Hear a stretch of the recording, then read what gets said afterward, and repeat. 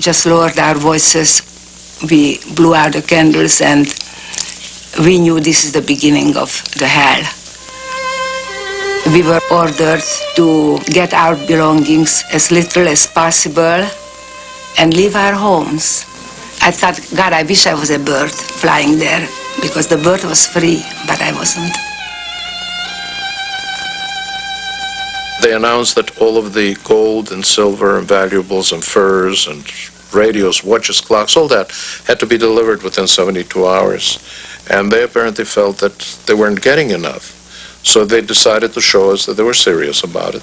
And what they did was they sent armed patrols to every corner house on every street. And out of every corner house, they took 2 men at random, shot them, and just let them lie there.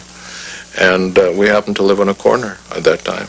So they came to our house, they took out my grandfather and one of my uncles, and we heard shots, and we came out, and there were the 2 dead bodies. From a point of view of a kid, it was very boring. The adults would go to work. The kids would stay behind. There was really nothing for us to do. From time to time, there were actions when they would come and search through the ghetto, and they would take people out. They came in and burned down the hospital that we had a couple of times. But in between the actions, which were totally unpredictable, as a kid, it was really very boring. You had to find things to do because days were long. And we played a lot of soccer. You know, you would go out on the field and try and pick up a team, and I'd say, hey, where's Joey? And somebody would say, oh, Joey, didn't you know they took him away last Wednesday? And I'd say, oh, yeah, what a shame. You know, he was a good center forward. Now we have to find somebody else.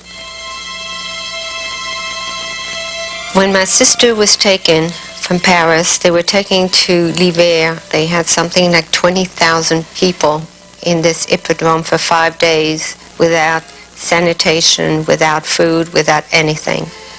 My sister was very beautiful, Sabine, and there was a young man who was a guard that obviously fell in love with her.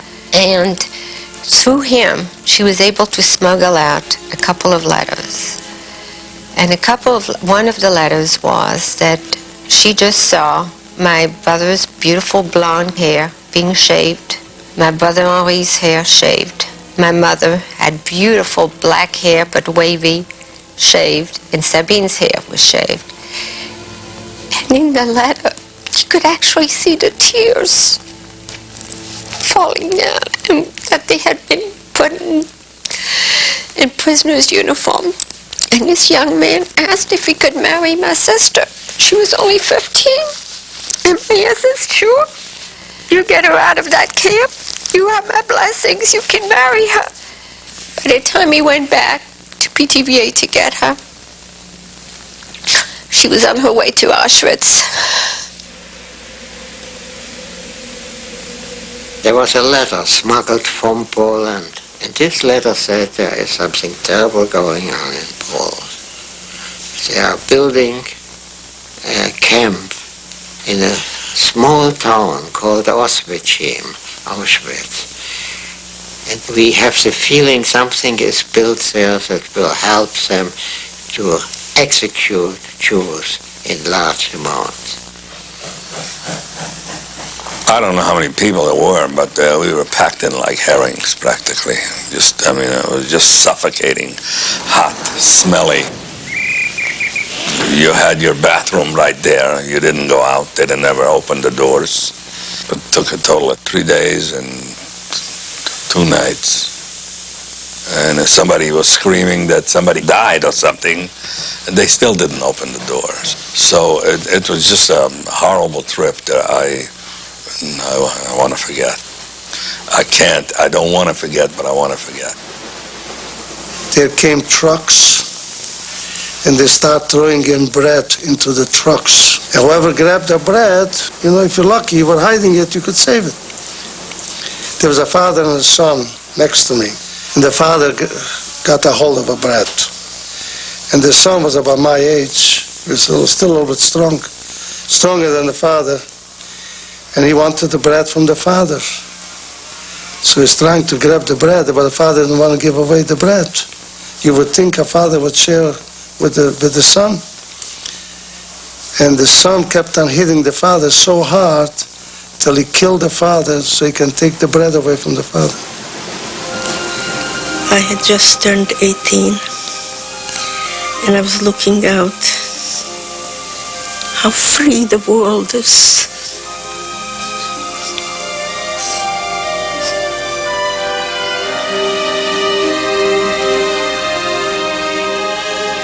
My father was an extremely smart man.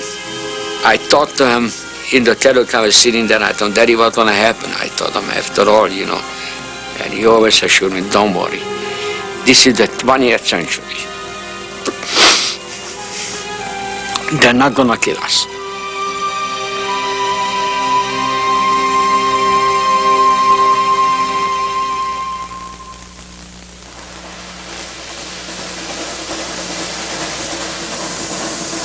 After 3 days and 3 nights, the door opened up, you know.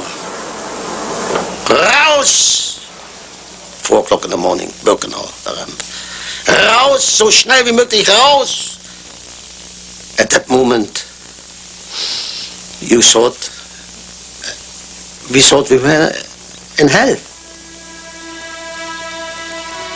Thousands of people were pouring out of this train. The train had no end. I couldn't see the end of it. And there was tremendous chaos. Children looking for parents and mothers calling their children's names. And it was impossible to find anybody. I was holding on to my mother's hand, and we were walking together. She was carrying my brother. Suddenly, a whip came down on my hand. I was pulled away from my mother, and she was shoved in a different direction.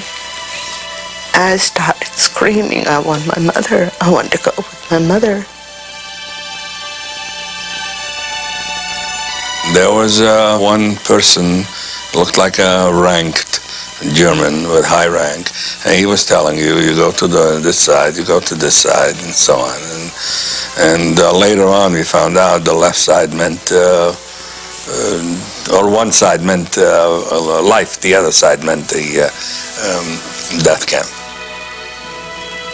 I see my grandfather standing there, from far away, and I said, Opa, and he heard me, Helmut. He didn't think I was coming with him. He said, Helmut, wo bist du, wo, Helmut? I got near to him.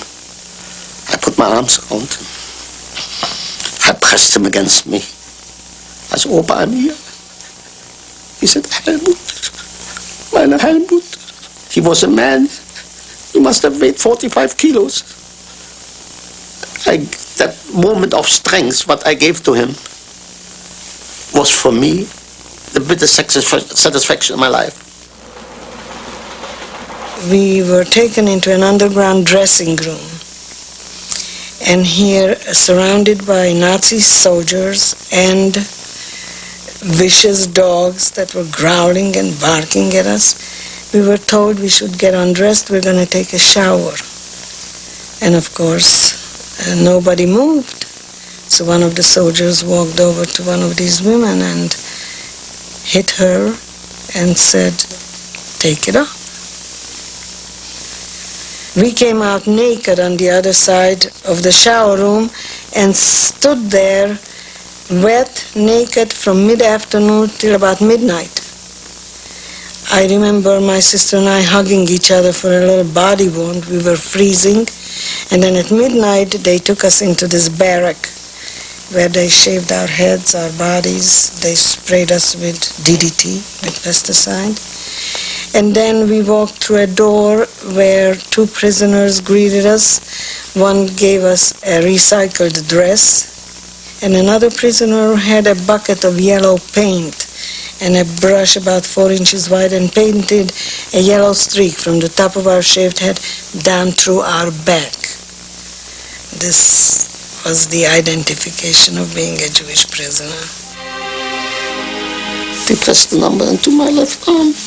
At that moment, when you get that pressed into you, your dignity, you felt so undignified, you felt so unpractical. In that moment, I felt I was nobody anymore. Because he said to us afterwards, now this is, when you asked your name, This is your number. We were introduced to this overseer who was a couple. You know, all the overseers were called couples in the camp. She was a Jewish Slovakian girl. And I asked this couple, when are we going to be reunited with our parents? And she pointed to one of the chimneys of the crematorium, and she said, do you see this chimney? I said, yes. She says, there go your parents. And when you'll go through the chimneys, you'll be reunited. I looked up to the sky. I saw the stars. And I counted each star, one of my family. I said, this is my Opa, this is my Oma, this is my sister. One of the Polish girls in the barrack started to sing Yiddish. And she was singing the song, My Yiddish Mama. And I remember we all cried through the whole night. My Yiddish Mama, es gibt nicht besser in der Welt. My Yiddish Mama, oi weh wie bitter wenn die fällt.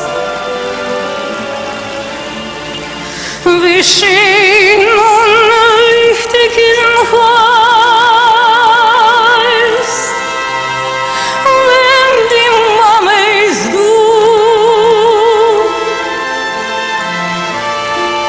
Wie traurig finster Wind, wenn Gott nimmt dich voll am Kabut.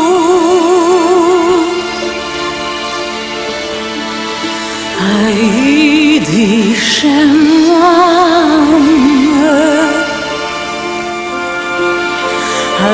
Yiddish Mama,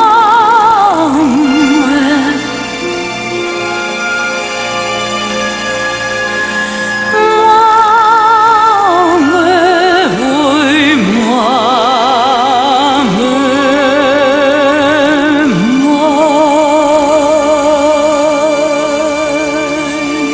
Arbeit macht frei.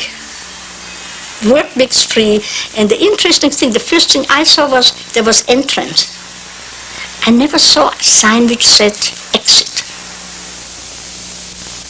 Either it was very hot that you were faint, or it was bitter cold. And, you know, we didn't have, so we would hold on to each other, and our bodies one would warm the other. We were jammed in. We could sleep, never. We could never sleep.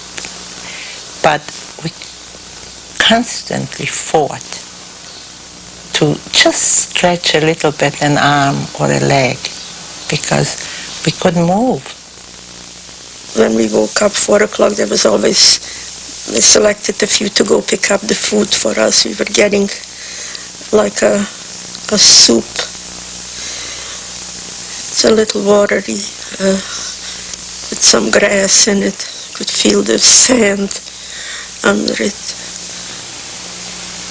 We'd go to work 6 or 7 o'clock in the morning.